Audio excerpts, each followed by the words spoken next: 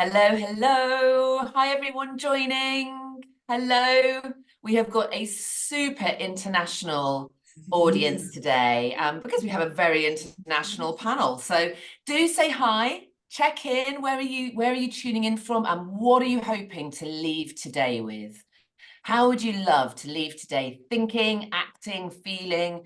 What would be fantastic for you to leave with? Hi, Brandon. Hello from Canada. Hi, Catherine.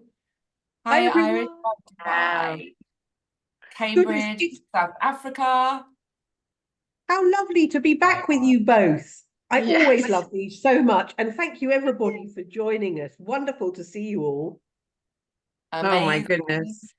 Goodness me. I mean, a hugely international audience. Hi, It's Victoria. Some amazing. names I know well here. I'm sure Bonnie and Lucy are spotting lots of names they know too. Hi, guys. It's like being with Going friends. too It's fast. I lovely. can't spot anybody. Hello. Oh, even Jersey's in the house. New Jersey and Kenya. I mean, it's like Dubai. It's all over the place. Thousands and thousands of miles. It's a miracle that we're here. It really is. And how lucky and grateful am I to be here with you both. And we've got over 200 of you online already, and we're only 1 minute in. So amazing to have so many of you here live. Well, I wish I was in person with you all, but this is the next best thing. Hi, Gillian from Ireland. Oh, Ciao. Hi, Kathleen. Hi, Danielle. What would you love to leave today with? Let us know, because it's really lovely for us to know what you want most. Some of you have submitted amazing questions. Thank you so much. Thank you so much for taking the time out to share your brilliant questions with us. And do let us know what you want from today. Incredible. What an incredible audience we have. Wonderful tips for 2024. Inspired, we can do that. we'll do our best. Cleaning tips. You're being asked for cleaning tips, ladies. I don't know whether that's new. Cleaning tips. Cleaning tips. New trends, how they can excel at their role, looking for a new job, time management, email, forecast on the job market for 2024. Toxic colleagues saying no to self-doubt. Blimey, Perth, Olga, you're up early or late, one or the other. Unless that's Perth in Scotland, of course, which it could be. Hi, Yana. Oh my goodness. Very late, she says, Argentina Olga. is on my bucket list for sure. I want to go to Argentina. I'm amazed there's anywhere you haven't been. Oh gosh, plenty still on my bucket list. I'm excited. Amazing. So amazing, Lucy. It's so fun to. Has your team created one of those maps with the pins in it about where you've been?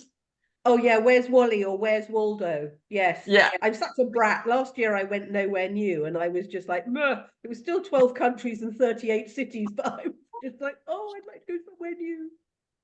Oh, thank you, Catherine, reading the book. I mean, between Lucy and me, you've got lots to read, and all of us, and it's. I mean, there's one thing I have not done is write a book. So that is all Lucy B and Bonnie's. And if you haven't read those two books, and Raf, if you can put the link to Bonnie and Lucy's books in the chat, that would be greatly appreciated. I'm sure you've all already bought your copies, but if for those of you that haven't, they really are fantastic, fantastic reads, both of them. Oh, hello, Kellyanne. Hi. Hi, how are you? I haven't spoken to you for ages and ages. How you doing? Yes, we're waiting on Lucy's book. Yeah. Yeah. I've got dyslexia, so writing is one of those things that I find really intimidating. Maybe just speak it and get somebody to ghostwrite it for you. That's the trick. That's the trick. You do a heck of a job on LinkedIn, Lucy C. I loved your post about that single mom, you know, the scheduling. That came from that we placed her. We've just placed her. Wow. Amazing. Wow. Amazing. Well done.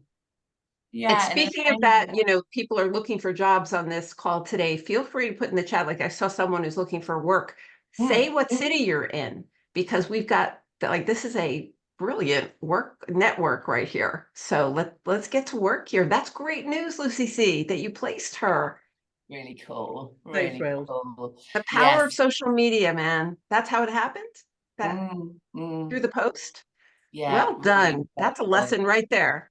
Yeah, yeah. We had 4 people, women. They were all women, and that's unsurprisingly in exactly the same boat. And we've got 2 on interview and 1 that's been placed. So it was just amazingly powerful. And having not been able to get 1 an interview to that was quite extraordinary. Quite extraordinary. Yeah. And you get very nervous as a recruiter about speaking out about these things because you're worried about alienating clients, of course. But in the end, you have to say what you feel because otherwise nothing changes. It's Really so hit a important. nerve, that post, I can't tell you. Brilliant, brilliant post. Thank you. Okay, well, I think we are probably about ready to start. And I think that I'm quite sure you know exactly who we all are. I think for me, what's amazing about the 3 of us coming together is we all have different perspectives, different life experience, but we've all spent our lives pretty much submerged in the administrative profession. Whether you're Bonnie, that's supported an Oscar-winning actress as an EA, whether you're Lucy, that's probably been the most preeminent publisher and magazine, what would you call yourself? A magazine mogul in this sphere? I Something would like say that, so. yes. But probably 2 of the biggest game-changing individuals in the administrative profession that I'm certainly honoured to have in my circle. And I know, because I speak to you all the time, just how much of an impact both Lucy B and Bonnie has in terms of your professional competence, but also in terms of your activism, because we do need activism in this space and allyship too. And I think both Bonnie and Lucy inspire all of us to both activism and allyship. And that is where change really comes from. And today our focus is on 2024. We are right at the start. And so just a little footnote for anybody that doesn't feel that they came out of the traps in 2024, sprinting, guns a-blazing, it doesn't matter. For many of us, it's still winter and we are supposed to be wintering, which is to cozy up and retreat a little. We're not supposed to be out of the traps or guns a-blazing. Everyone's on their own path. Don't worry about what you have or haven't yet done in 2024. It's all about the micro shifts and the mini changes that lead to great results. So be kind to yourselves. And I'm going to be really interested to talk to both Lucy and Bonnie about their predictions for 2024. I'll share some of mine too, and things I think we need to be aware of. And I was delivering some training on Monday, and something came out of it that I thought was really important to share today, but I will do that in a little bit. So I think we'll kick off with some of your questions for sure, and I've got those on this screen here if you're wondering why I'm turning there. But I really want to talk about diversity, equity and inclusion. Before we got on the call today, the 3 of us were chatting about, a fascinating article that Bonnie had shared, some of the results from our own survey, and Lucy talking about the fact that actually it is now becoming a widely known issue that actually the exclusion of the administrative profession in career paths and training is a D&I issue. Thank goodness. We've been saying it for a while in between the 3 of us. But Bonnie, I was really interested to hear about your take on D&I in 2024. Yeah, thank you so much, Lucy C. And that's how I differentiate between these amazing women. And Lucy C., may I just call you out that you have been so brilliant as an advocate for this profession. And so I know Lucy and I want to thank you so much as our collaborator, as, a person who cares so deeply about what we're doing here. And that's why we continue to get together. So thank you. The article in Fortune magazine this week, the headline is DEI Backlash Has Companies Quietly Changing Their Programs to Avoid Wave of Lawsuits Alleging Discrimination. Oh, wow. Let's begin with the idea that everyone on this call knows that this workplace in 2024 in January is messy. It's messy. and complicated, and it's all over the place. There's all kinds of conflict about, are we going back into the office or are we not going back into the office, and how much? There's a lot of conversation about diversity, equity, inclusion, and then oftentimes companies add the B for belonging. We know that the data is clear that a more diverse group in an organization is a better one. It's a stronger one. It's a more creative and a more resourceful one. But the question is, how do we get there? And in the United States, there's been some major companies who have decided to scale back on their DE&I programming because the pendulum is being perceived as going the other way and discriminating against people, white people, so it's complicated and messy.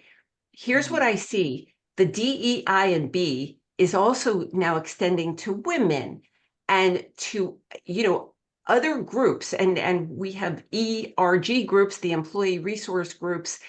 The conflict I see happening and building in companies is that the staff want these programs. They yearn to get together at ERG groups. They want to be with the young professionals at their company, and they are very successful.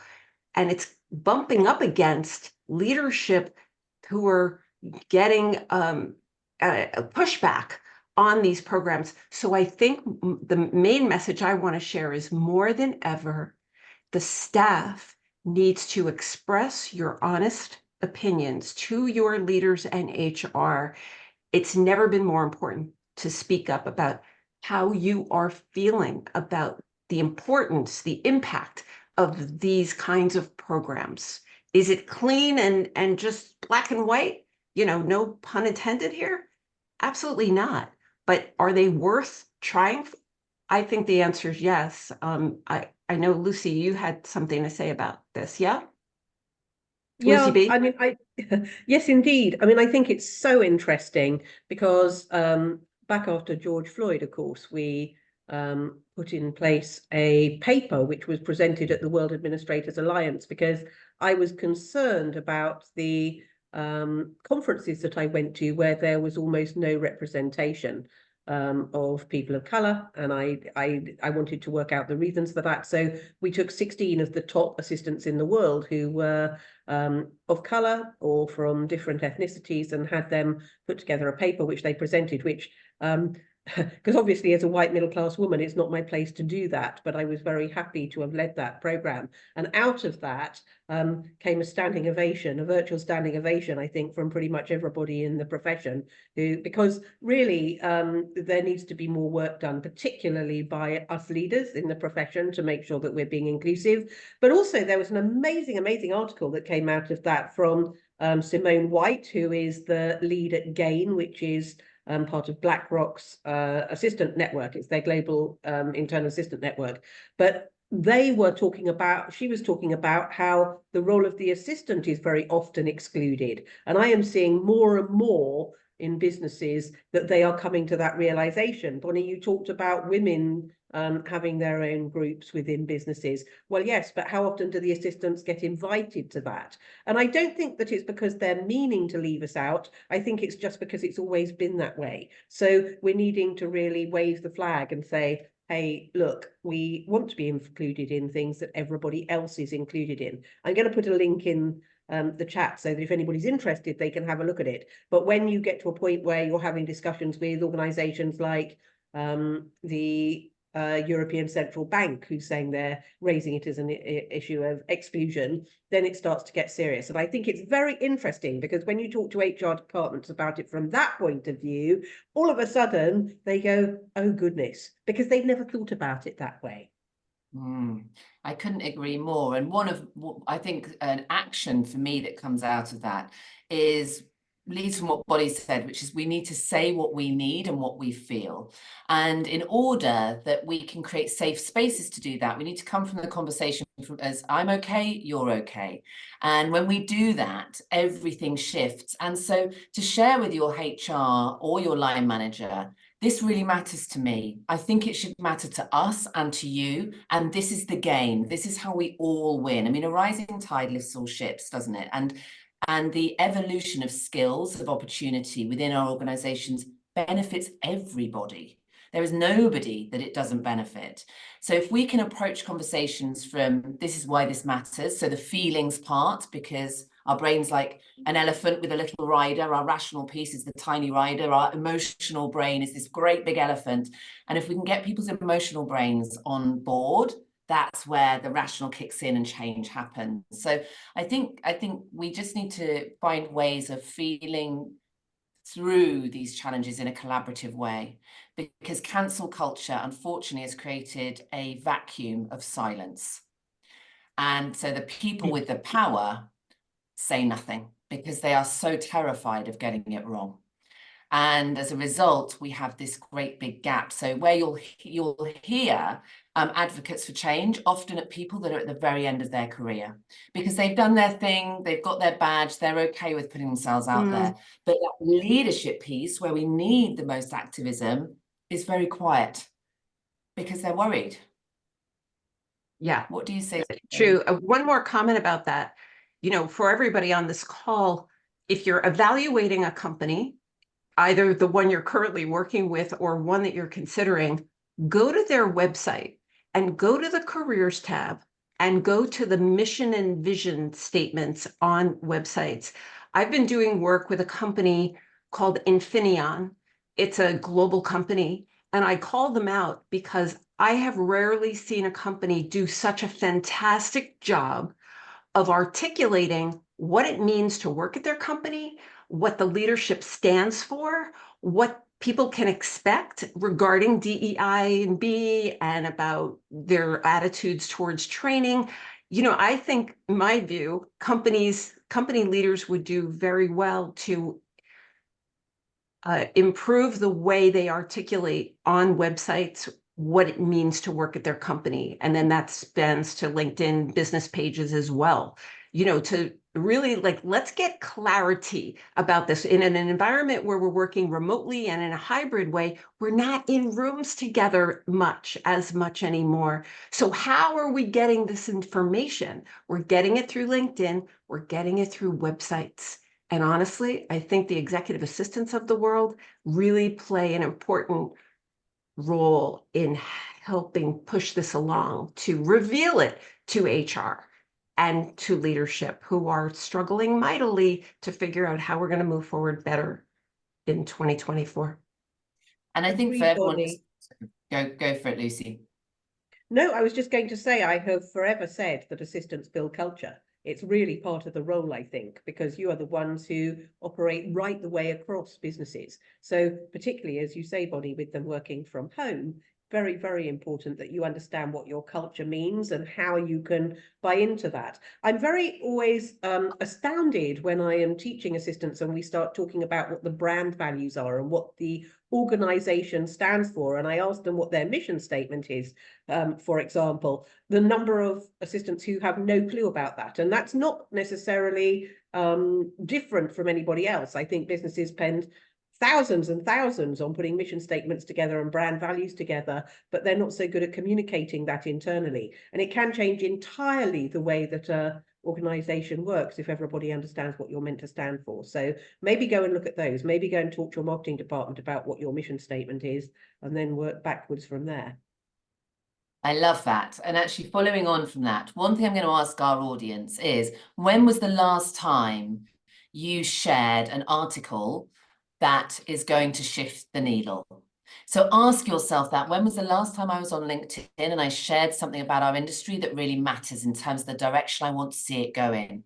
And if it's been a while, go and share something, because people are watching trends. Everybody loves data.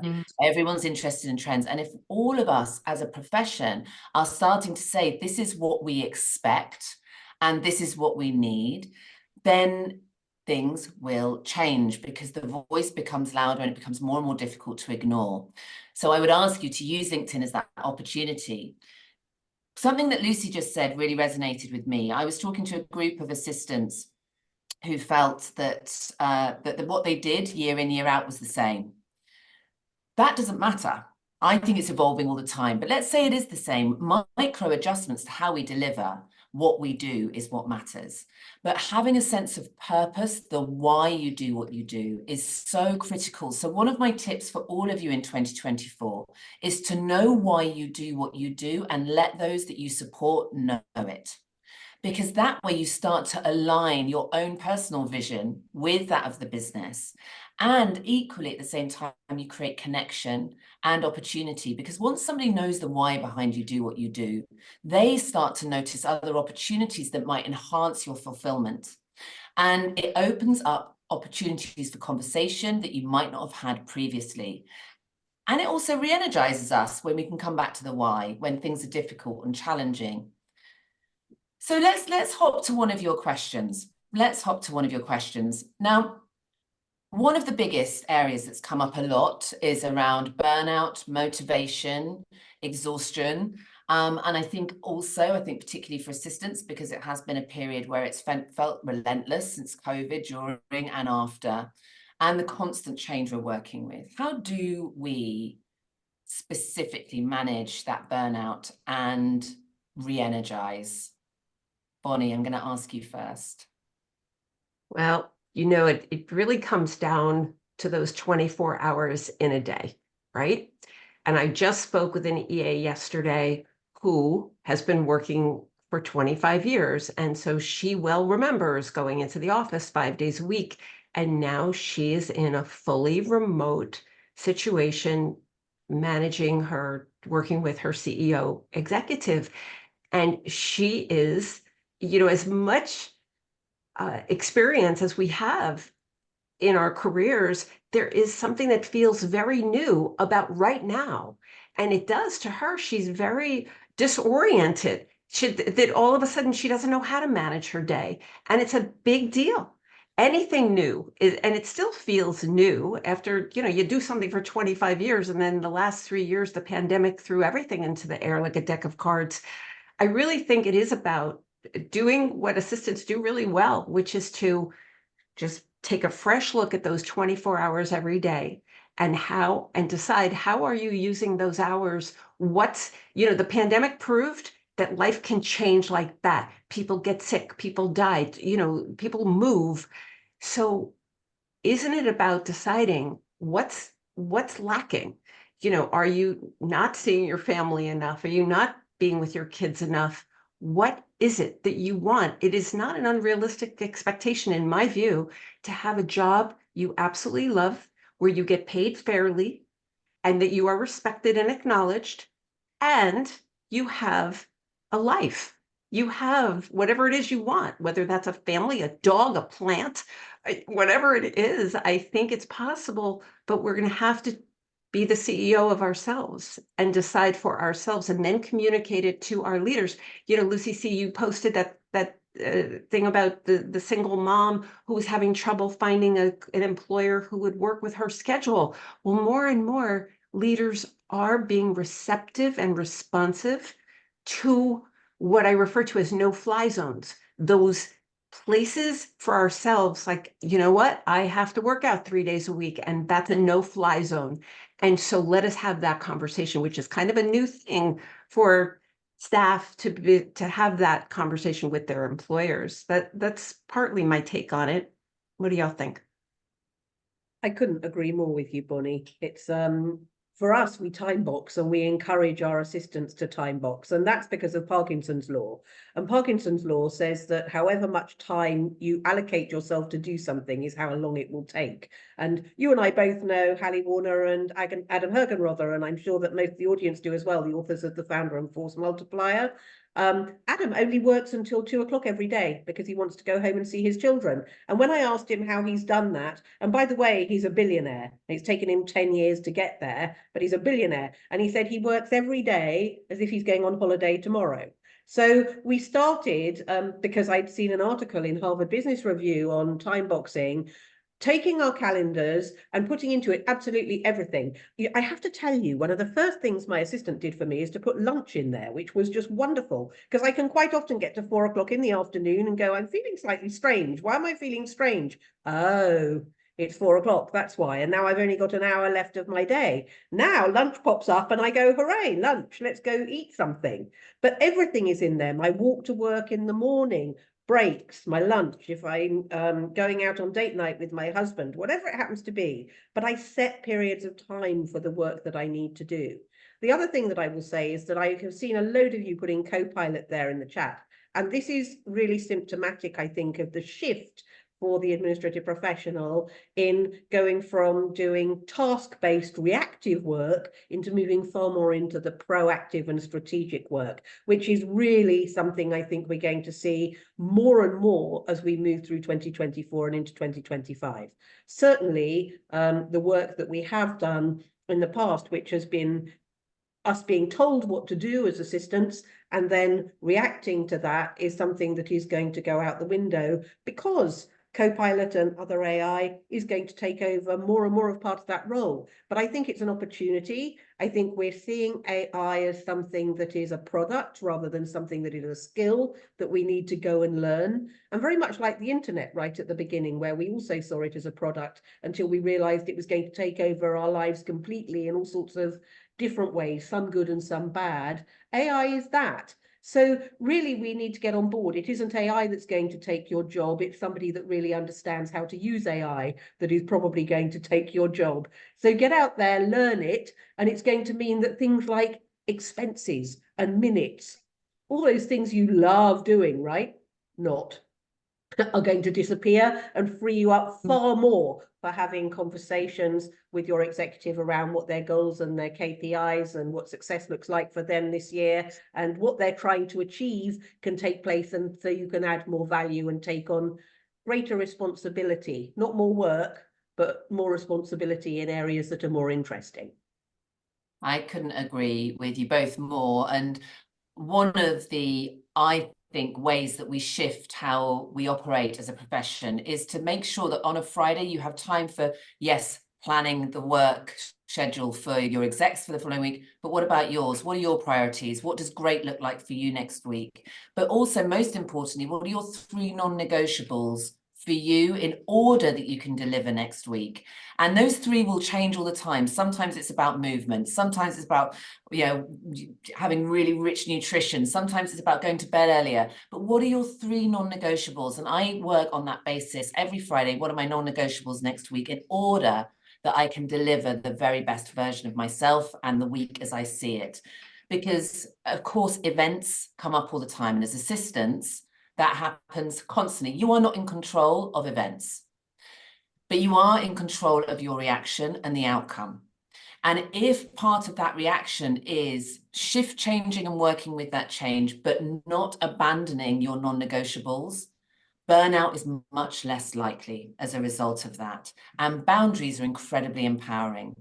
Of course, responding to need is also important, but people respect people with boundaries. They really, really do. And they might not like them all the time, but they will respect you for them as long as they don't abandon the most important aspects of what matters to the company at one time. Okay, so, this is a great one, and this is coming up for me. What happens once I'm a senior EA, and where do I go next? Oh, yes, loaded, isn't it, I think. And the problem with this is massive. I just finished, just before Christmas, doing 25 hours of one-to-one interviews with people who were senior assistants and talking to them about the things that they're finding most frustrating. And number one there is the fact that there seems to be a ceiling for assistants where they can't move from being an administrator unless they move into a totally different career, or the business doesn't have a pathway for them. So a lot of what we're doing this year is talking to executives and to HR departments about career pathways for assistants, and more we're talking to them about the fact that, yes, it's wonderful. Those of you that know the Global Skills Matrix, fantastic that you've got levels 1 to 5, so you could end up as a very, very senior EA, or even as a chief of staff if you go and get the qualifications. But really, we are encouraging businesses also to put in their pathways for administrative professionals that want to look at other options within the business later on. But I think really it needs to be about having competencies and clear skills and clear tasks for each role, and understanding what excellence looks like. So it isn't necessarily getting promoted to a different job even. It's about understanding that at your, as an assistant, you have a choice. You can either go for absolute excellence at your level, or you can look at something else later on down the track. Right. If I may, there's a trend right now called quiet hiring. And, you know, it is coming off of, in the United States, there happen to be a lot of jobs available for executive assistants, and there's some difficulty filling positions. There's a lot of movement around salaries, and Lucy C., you've observed that salaries are having to come up significantly in the United States. It used to be that assistants had to leave a company in order to advance and get more money and change their title and change their job description. Now that's not so. HR is discovering that there's a lot of homegrown talent right on the team, but we, and especially if we're talking about a profession that's still 95 to 97% female, we don't walk around saying, hey, I'm great at these things, but I'm also great at these other things that you might not know. You might be, you know, really terrific at onboarding. You might be really terrific in tech. You know, there's a lot of places. So my big message today about looking to the future is look at the needs, look at the gaps. Where's the gap in your company? And as I said earlier, it's never been more important for you to set up a meeting with HR and with your leader to discuss your ambitions. They matter. And actually, you might be the answer to a big problem in your company, because after all, you already know the culture, you're already integrated into the company. So it's a lot, frankly, it's a lot less expensive to upskill you and promote you and change your title and adjust your job description than it is to hire from outside the company. The thing is, this is a new idea, fairly new still to, you know, like, wow, it involves seeing yourself as a priority, and that your career can take a new path, maybe not completely, but partially. And that's happening. Yeah, that's what I see happening. I love that. And what I always advise anybody that's looking for a gear change or a shift change in career, that's currently at a senior, let's say currently supporting a CEO as an EA, is go out and find 5 job descriptions that really excite you. They might be in operations, they might be in projects, they might be in HR, they may be a chief of staff. What skills do they need? Number 1. Then go out and find opportunities to start that learning journey. Now, you might be in a position where you can't afford paid training, so pick a podcast or find a book. It doesn't matter, but what happens from that moment is then I say, go and pick a project internally where you can start using that skill. And you do it quietly. I'd like to take on this project. Yeah, these are the skills that I have. This is what I think the outcome's going to be. From there, you are noticed in terms of your competence in a new area. But we have to demonstrate a skill, and we have to demonstrate a commitment to learning. Nothing comes without doing the work to make the change happen.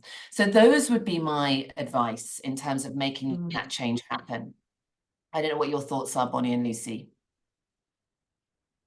Oh, yes, very much so. I'm always saying, okay, look at 3 different things and no more than 3 that you would like to take on, which are going to show how you add value or how you're taking on greater responsibility, and then do them immaculately. Because when you do them immaculately, what that means is that you're building trust. So then when you go back and you say, I'd really like to look at doing this thing or that thing, they're far more likely to say, yes, that's fine. I interviewed somebody who was the head of the Philharmonic Orchestra in Seattle, who was really getting quite cross because he was saying, I employ assistants to do a job, and that job is this, and they're immediately wanting to go and do this. And I was saying, well, yes, okay, but what you're not saying is that you don't want them doing this. What you're saying is that you want them to do this first. So if you're starting a job and you're employed to do this, do it. Do it absolutely immaculately. And then once you've done so, they're going to allow you to branch out to this and then to this and to this. And if you're using that as a way to build trust, eventually you'll get to a point where you can write your own job description. Yes. Yeah. And one more comment about that. Marlene said in the chat, I mean, the chat is going wild right now. I love the fact that there's a whole lot of teaching going on in the chat right now. Brilliant. But Marlene said, I've asked for professional development and get blocked by my supervisor. Okay, that is happening in many companies. But here's the thing, Marlene, what I say to you and everybody on this call is if you know you need a certain workshop, a certain training, it is interesting to you, you're passionate about it, pay for it yourself. There are all kinds of ways to get training these days, unless it's putting food on your table, get training. What I see in the majority of companies, more and more leaders in HR are jumping on the bandwagon of understanding like, oh, to get talent acquisition, to have talented people apply to my company, to retain my people, we have to offer training. We have to. AI is such a huge one. How do we know not to, put in proprietary information into ChatGPT? And how do we know how to prompt? You're only going to know if you're trained. And that means internal networks where people are training one another and external trainings. Somebody in the chat said, what's the best AI training these days? There's a lot of panic among assistants, but you know who else is panicking? The executives. I get all these newsletters, Fortune and, Inc. and all this. Leaders don't know what to do about AI either. This generative AI, it's like a toddler. It's brand new. And they're people freaking out globally. So nobody's got all the answers right now. I think our move is to it's here. We'd better know about it and to teach one another and to, I go to YouTube and I've been watching videos on people who are really great at prompting. And somebody says, well, I don't put anything less than 600 characters in a prompt to get the really great result. Like, how do you know that unless somebody teaches you? So to me, one of my big messages today is training. Get training, insist on training. Many companies have training dollars that are now no longer only for the leadership and management. They are extending to administrative staff. Why?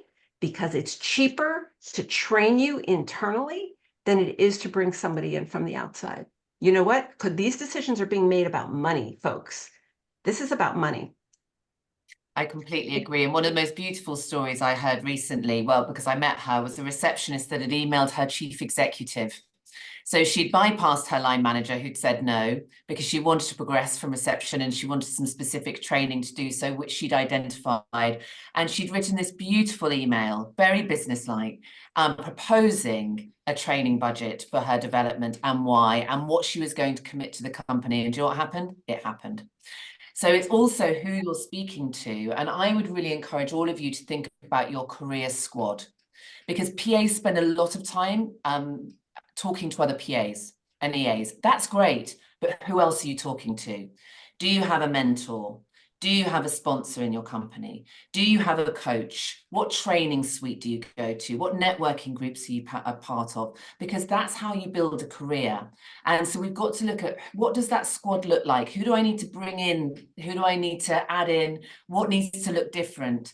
Because it's great we talk to each other, but we need a breadth and a richness of experience and focus. And mentorship is something that came up in a lot of your questions. And it is one of the most powerful squad members you can have if it's the right mentor for the right reasons. So Lucy, when you think about 2024, and you've just trained a group of executives, haven't you, in Salt Lake City? You've just been, and I'm sure everyone would love to know, or would have been a fly on the wall in those conversations. So talk to us, what was coming up? What matters to those executives most? I think they thought it was going to be a sales pitch, because they sat there in the first place with their arms crossed and they were looking very uncomfortable indeed about the fact that they were going to have to spend an hour with somebody talking to them about assistance. And if you know me, you know it was never going to be that. But it's a really good tip actually for when you're asking for training as well. For anything you want actually as an admin is to make it about them and what's in it for them, not about what's in it for you. And that entire conversation that I had with them, I was determined that they would understand what having an administrative function that was properly trained and which was really understanding the business would do for them as executives. And more, I'm getting in front of executives and in front of HR departments to really have those conversations. And for about the first 10 minutes, they are very resistant. And you can see by their body language that they really don't think they should be there at all. And after that, the arms come down and the heads do that, and they start leaning in, literally, to the conversation. And by the time you get to the end of it, they are just saying, seriously, they can do that. We can do that. That's the difference. It was the moment I was showing them how they would probably have to answer only 30 emails a day, where one of them said to me, you know, if we can really do that, I might actually get out of the office on time for the first time in about 5 years.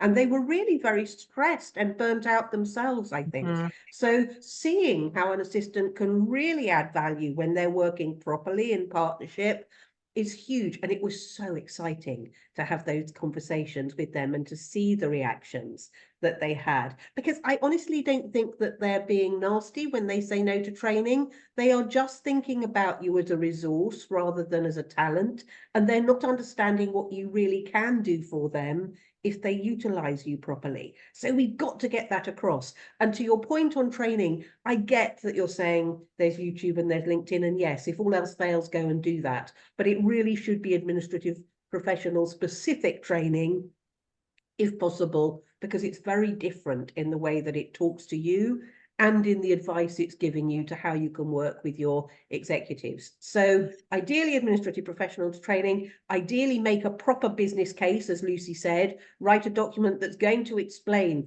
what the return on investment is going to be, what the impact's going to be on the bottom line, how you're going to add value, and very differently written from a point of view of what's in it for you, for your executive, and for the company, as opposed to what's in it for you, because that's what's going to get you the dollars that you need to go and do the training that you need. Now, Bonnie, this one's for you. How do I get my executive to understand how to really utilize my full set of skills? And I think this is a question I certainly hear comes up all the time. Right. And let me just say that the hybrid and remote workplace has made what I'm about to say even more challenging, because it requires a conversation. It's not one size fits all. I was talking to somebody, a leadership expert the other day, who's dreaming about an app to help leaders become better ones. I'm all for that. You know me, there's too much bullying. There's too much toxic work environments happening. How do we help leaders be better? Yeah, let's do that. We need their buy-in. We need, as Lucy B said, we need to reveal what's in it for them if they say yes to us. So for what I think the answer to your question is, it begins with a job description. It begins with every person on this call having an accurate, detailed, up to the minute job description, which outlines exactly what you do and how much time it's taking you to do it.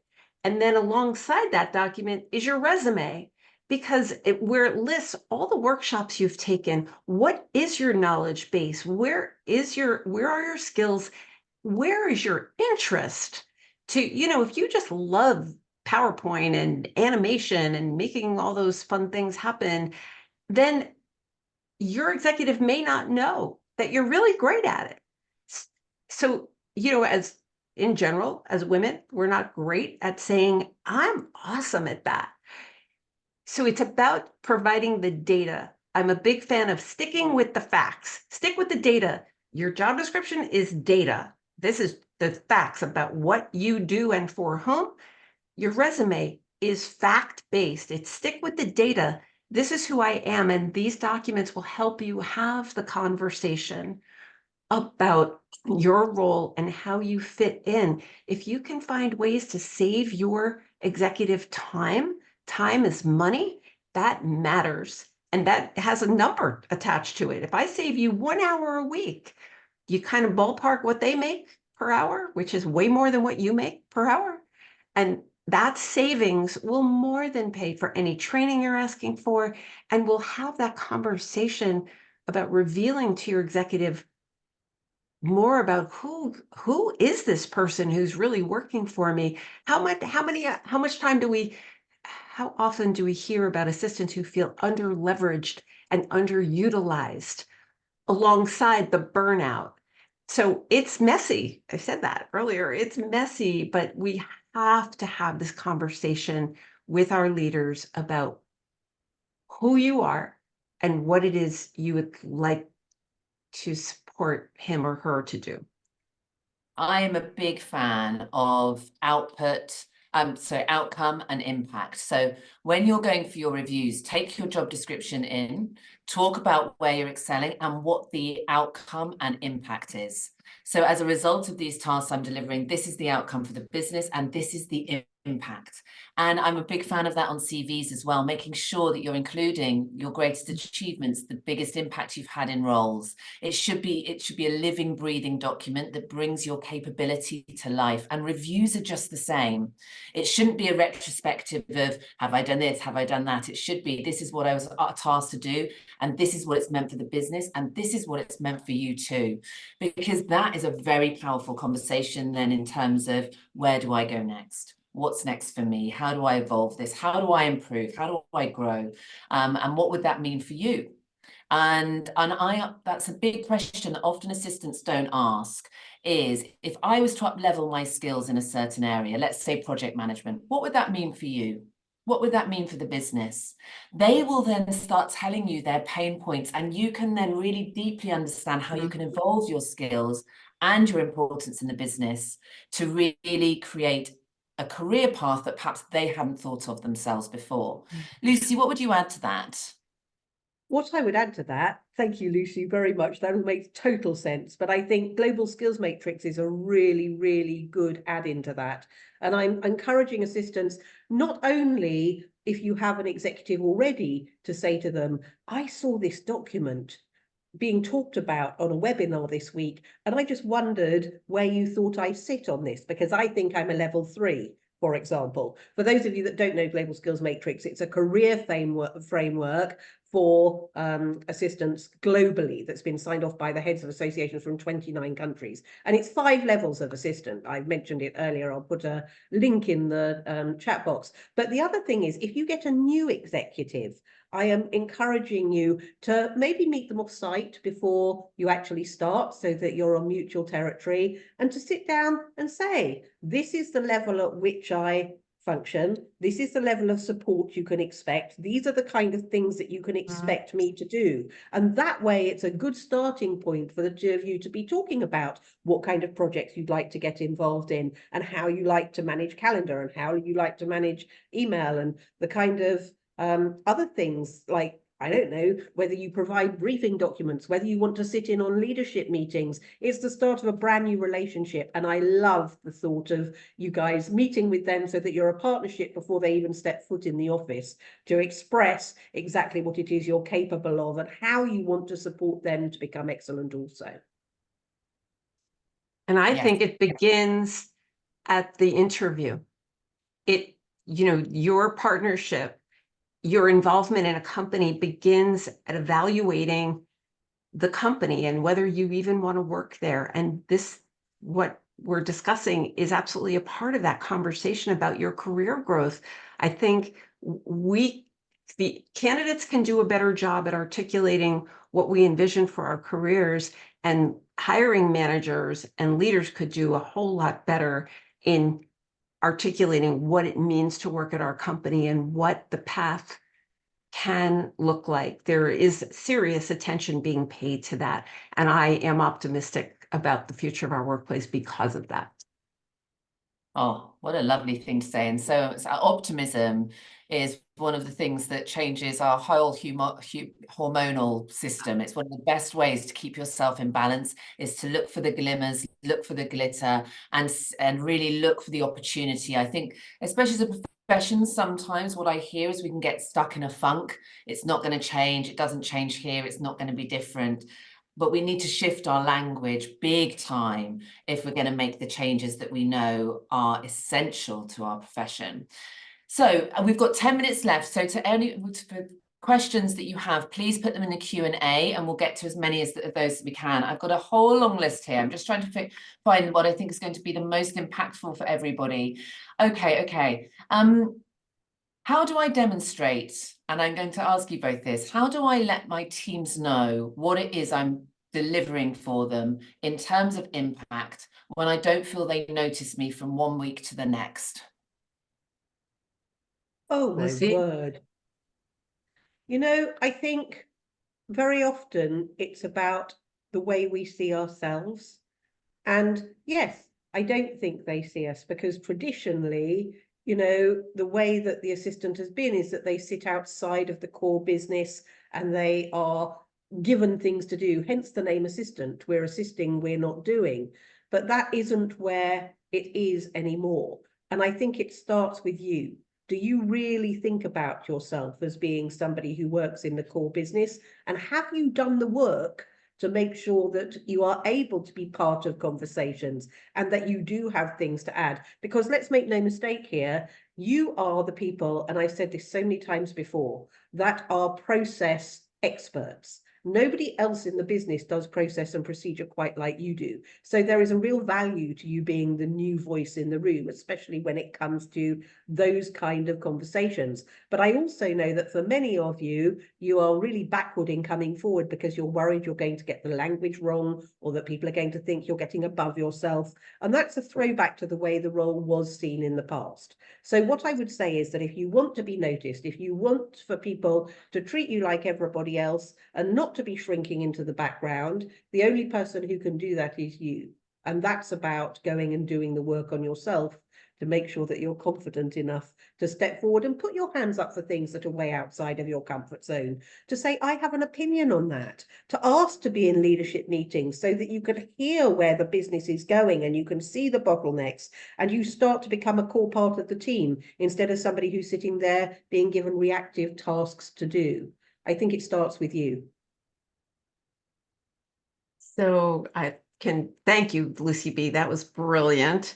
One little segue before I respond to that. A lot of people are saying they want this chat because there's gold in the chat. Those little 3 dots, the ellipsis at the bottom right of your screen in the chat, it says save chat. So you have the power to save the chat. You've got the autonomy. So here's what I'm thinking about how to show your value, because we don't want to go around bragging, tooting our own horn. It feels really odd to do. So Rosie put something in the chat that I think is really in line with what I'm thinking, is up weekly status reports. Stick with the facts. You know, and I'm a big fan of, say, on Thursday afternoon, and I'm just picking that. You know, you lay out for your executives and your team, your colleagues, the A priorities, the B priorities, the C priorities that you see coming in the next week. And that will reveal what you're working on and where and what are the details of that. And, you know, some people were asking, well, how do I organize that on what software? You know, some people are using the to-do apps. Some people are using smart sheets. You know, it really is very subjective about which one you use. It has to do with culture, whatever. But however you organize yourself, it is important that you communicate with your leaders and your team what you are seeing and doing as priorities. And that leads to the conversation. If you send it on Thursday afternoon, that gives you Friday to connect and say, you know, a leader gets to say, well, you know, what's on your A list really should be on the B list or the C list.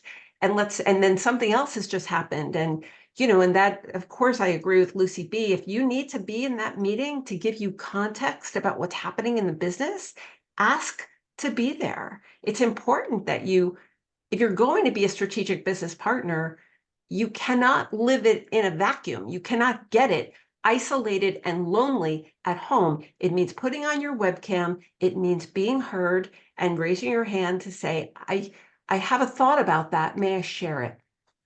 You know? And in this way, we will train our leaders and our teams that it is truly better to have us in the room than not in the room. Yeah, Brené Brown says, make sure you contribute more than you complain. And I think that there is a lot of truth in that. And part of that contribution is saying what we need, because that is just as important to your employers, a lot more important to your employers actually than sometimes we realize as employees. Okay, we have 5 minutes left. There are lots of great questions in the chat, in the Q&A box. One that does come up, and I do hear this, is how do you navigate old school EAs? And what I think that's meaning is individuals that perhaps have done something a certain way for a very long time, high on the food chain, but resistant to change, and stick to the hierarchy.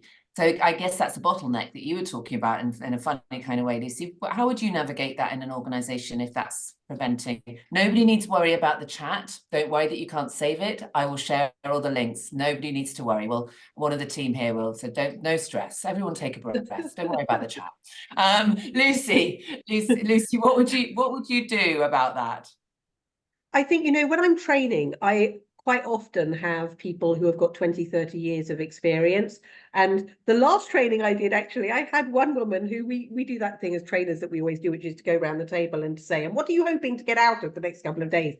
And this woman sat there and she said, I've been told to come and I've been told you're good, but we'll see. So, oh God, okay, but No pressure. They always end up being my very favorites because they don't know what they don't know. And really, I think we need to be constantly evolving to survive. Back in how old? I must have been about 14 or 15. My parents bought me a reel-to-reel tape recorder. Do you remember those? And it was cutting edge. And I used to record the top 40 and we'd dance in the living room with my friends. It was fabulous. But I think it's probably now in my attic. And then we got those Walkmans. And you remember the horrible headphones that we all pretended we couldn't hear everybody else's music? But we'd evolved, hadn't we, from one to the next. And now we have our iPhones or our Androids, whatever. And, I have a friend's nephew who is 6, who's being taught coding at school. And the iPhone, he can take from me and he can beat my high score at any game that's on there. And I think, you know what? The assistants that are of 30 years experience who are saying I have nothing left to learn are very much like my reel-to-reel, and they'll probably end up in the attic because everything is changing so fast. Bonnie is very often saying things are changing so fast, and that's an amazing opportunity, but it's also scary because everything's changing so fast. Yeah. You can't be on your game in this profession unless you take it upon yourselves to evolve with everybody else. Bonnie, it's part of the that old school belief that's around. It's about fear. It's about the fear of understanding what we don't know. The reality is that all the generations in our workplace have a purpose for each other. And ageism, skills and experience still matter. It really comes down to an attitude of wanting to keep learning and trying to push down the fear in favor of what is this opportunity? Like, who of us were talking about ChatGPT even a year ago? We weren't. So. Yeah. Okay, we have 2 minutes left. So I think let's all close with perhaps something we want to leave everybody with. We'll survey everyone after this to ask you what you'd love for us to talk about most next, because I think that's going to be an interesting learning for the three of us. What are the hottest topics for you right now? But Lucy, what would you like to leave everyone with today? I think 2024 could well be your year. I am seeing far more from businesses asking me to explain to them how we are able to prove the value of assistance so that they can understand truly what the return on investment is from every member of staff, because that's something they've been asked to do post-COVID. And they are really, as businesses, starting to understand that what it's actually about is you making sure that every dollar of their very expensive salaries is best spent. And so once they understand that and they understand the value, they're far more likely to make sure that there is proper structure, that you're in your own departments or functions as assistants, that you get that training budget that you need, and that you are treated like everybody else in the business. So I think it's very exciting. I'm seeing a shift. And so I would be excited about 2024 if I were you. Bonnie. I look ahead at 2024 and I'm immensely excited by it. And I think social media is a game changer. I hope everyone on this call is connecting and following Lucy Chamberlain, Lucy Brazier, and me. We all, and other people who you respect and admire, because we're all posting articles that are, you know, up to the minute information about what's happening. I mean, I know I see it as a goal, and I really don't think, I think I'm speaking for you, Lucy's, right? That you want that too, to give us up to the minute information. That's power. Knowledge is power. So please do follow us.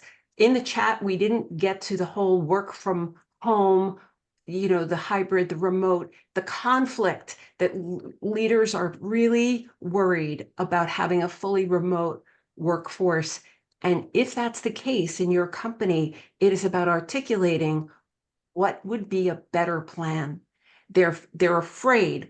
So the question is, what are they afraid of? And they're afraid of disconnection, not being, you know, cutting edge enough. Find the fear, understand what they're afraid of, and respond to it with facts. That's what I want to leave you with. Let's do this, people.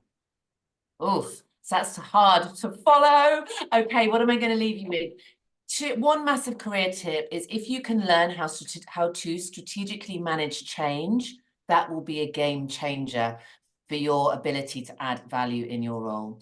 My second one is, ask yourself, how can I be a better ally to this profession? How much of an ally are you being internally to other administrative staff in your business? And how are you doing that more broadly? Because collective action inspires change. And those are the two things I would leave you with today. And thank you, ladies. Thank you to everyone on the call. We will share all the links. Bonnie and Lucy's book, which is a must have. Buy it for your friends. And we will be back, definitely, because how could we not be? Because it's just one of my favorite things to do in the world. Oh my gosh, thank you both so much. And the learning that is happening on the chat right now is mind-blowing. Like it's exponential. So cool. Yeah, and email us if you have amazing tools or things you want to share with your fellow professionals. Email us, and we'll include it all. We'll include it all so that you've got everything you could possibly wish for. All right, okay. Have a great day, and all right. After yourselves. Thank you, everybody, for sharing your last hour. Thank you. See you soon. Okay, bye.